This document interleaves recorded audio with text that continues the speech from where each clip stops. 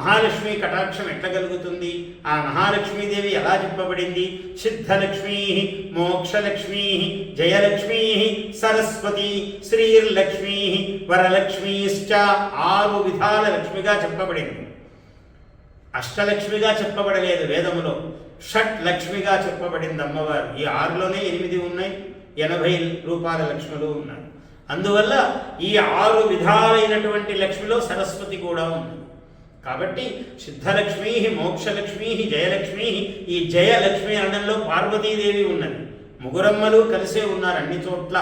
కాబట్టి మహాకాళి, మహాలక్ష్మి, మహాసరస్వతి స్వరూపిణి అయి ఇక్కడ లక్ష్మీదేవి అనుగ్రహిస్తున్నది ఈ పండుగలో మనం. అటువంటి మహాలక్ష్మీదేవి యొక్క అనుగ్రహము, అలక్ష్మీ నిరాసనము కలగడానికి ఈ దీపావళి అమావాస్య పర్వము, ఈ 3 రోజుల పర్వము చాలా విశేషమైనది. మనమందరము కూడా అమ్మవారికి విశేషమైనటువంటి నైవేద్యములతో, అమ్మవారికి విశేషమైనటువంటి బంగారు కాసులతో, విశేషమైన సుగంధములు కలిగినటువంటి పుష్పములతో అమ్మవారిని పూజించి మనం అందరము కూడా ఈ అనుగ్రహాన్ని పొందుదుముగాక, తరింతుముగాక.